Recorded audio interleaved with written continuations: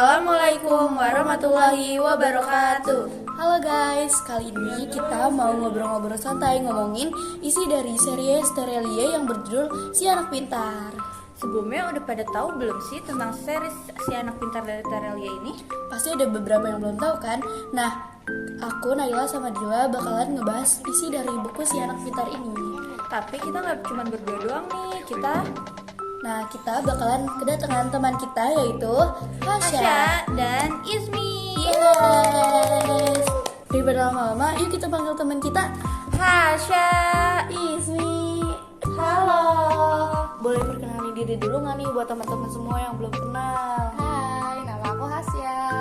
Lah, Isminya kemana, Sya? Bukannya mau berdua ya? Ada kabar buruk nih dari Ismi. Ismi kali ini tidak bisa ikut karena dia lagi gak enak badan. Ya. Semoga cepet sembuh ya Ismi. Iya, semoga cepat sembuh Ismi. Nah, karena udah pada kenal, langsung aja kita ngulik isi buku dari Si Anak Pintar ini. Bener banget, Dil. Si Anak Pintar. Dari judul aja kita udah bisa ngebayangin kalau buku ini tuh ngebahas tentang anak yang kepintaran tuh di atas rata-rata anak seumurannya. Nah iya, dari kita ngeliat judulnya aja sama sampul bukunya, kita udah bisa nyimpulin kalau misalkan si anak pintar ini sejenius itu. Bener, Dil. Apalagi kalau kita nguliknya lebih dalam lagi. Nah, bener banget, Dil.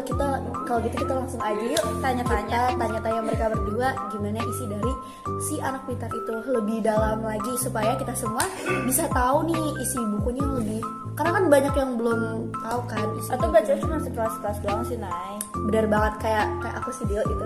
Ya sama aku juga. Udah, Cuma langsung liat aja kita sampulnya tanya-tanya. Check it out. Nah, siapa pertanyaan pertama nih? Siapa sih tokoh utama yang ada di buku Si Anak Pintar ini? Nih, jadi kita bisa lihat kalau di bagian belakang buku ini menjelaskan kalau tokoh utama itu bernama Pukat yang dijuluki sebagai si anak pintar. Oh, jadi tokoh yang dibilang Si Anak Pintar itu, yang dijuluki Si Anak Pintar itu ternyata namanya si Pukat ya, Sya. Kalau boleh tahu tuh, kenapa sih si Pukat itu dijuluki sebagai si anak pintar? Kenapa Pukat dijuluki sebagai si anak pintar? Karena ia memiliki rasa yang ingin tahu itu tinggi. Terus masa kecilnya dipenuhi dengan petualangan-petualangan seru, seperti kejadian perampokan yang ada di kereta. Nah, Syah, menurut kamu ada nggak sih kejadian yang memiliki pesan moral terus juga dapat kita pelajarin gitu hikmahnya? Ada nih satu kejadian, kalau kalian punya bukunya, kalian bisa baca di halaman 97, di mana si Pukat ini bertengkar sama Raju. Padahal mereka tuh udah sahabatan banget loh dari kecil, dari cibit-cibitnya lah. Terus bapaknya Pukat itu udah nasihatin Pukat berkali-kali. Tapi Pukat tetap keras kepala kalau pertengkaran itu bukan dia yang mulai. Oh iya, Nel, yang itu. Ya, aku pernah baca, Dil. Nah, di cerita yang tadi itu, yang di kejadian yang tadi tuh ada dapat pesan moral, yaitu hanya seorang pengecut yang memulai pertengkaran tapi tidak pernah mau berdamai, tidak punya cara untuk mengakhirinya dengan baik-baik. Itu dia pesan moral dari kejadian tersebut. Pesan moralnya bisa buat kita yang suka sahabatan gitu ya. Iya, jadi di dalam itu ada arti tentang pentingnya persahabatan buat kita semua. Iya, betul banget loh itu. Nah, dari kejadian-kejadian yang tadi udah diulik sama Hasya, itu tuh kayak banyak banget pesan moral buat kita semua. Ternyata di dalam isi buku itu tuh banyak banget pembelajaran buat anak-anak seumuran kita gitu.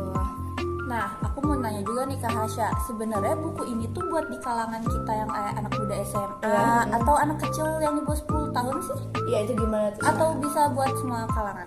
Ya. Kalau ngomongin buku ini nih, buku ini bagus banget buat dibaca untuk semua kalangan.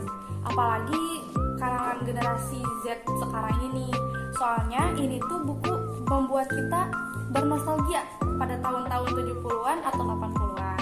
Dimana itu tuh masih sederhana banget lah, belum kayak zaman-zaman sekarang. Ternyata nggak salah juga ya, Nay, kita ngundang Hasya kesini bisa jelasin kita dengan detail apa itu isi dari buku Si Anak Pintar dari Terelie ini. Bener banget, Dil. Ternyata dari tadi yang udah dijelasin Hasya tuh banyak banget ya arti-arti dan pesan moral yang ada di dalam buku Si Anak Pintar ini. Dan mungkin dengan cara kita mengulik buku ini, teman-teman semua bisa tertarik untuk membaca buku ini untuk menambah wawasan teman-teman semua juga, dan mengisi waktu luang teman-teman semua. Karena aku sendiri juga tertarik kok buat ngelanjutin. Iya, karena udah tadi dikasih tahu Hasya itu ya, karena jadi tertarik. Kalian juga harus nonton, harus baca. aku akan baca. Kita baca berdua. Yes. Karena kita udah tertarik. Yes, bener banget. Kita ucapkan terima kasih Kak Hasya. Iya, makasih Hasya udah mau datang. Iya, sama-sama. Makasih juga ya buat kalian udah ngundang aku kesini. Senang banget loh bisa cerita-cerita sama kalian. Nah, dari Hasya ada yang mau disampaikan gini ke teman-teman semua sebagai penutup ngobrolan santai kita kali ini. Ada nggak nih, Hasya? Benar. Buat kalian semua harus baca buku ini ya. Naila sama Dila aja mau baca. Masa kalian gak baca sih? Ini seru loh. Yap, bener banget. Buat teman-teman semua, jangan lupa baca buku Si Anak Pintar ini. Yang dari Terelie ya. Yes. Ya, udah di penghujung aja nih dia. Sebagai penutup, terima kasih buat teman-teman semua yang udah mau dengerin obrolan santai kita kali ini. Dan kita juga mau minta maaf kalau misalkan ada kata-kata yang kurang berkenan diucapkan.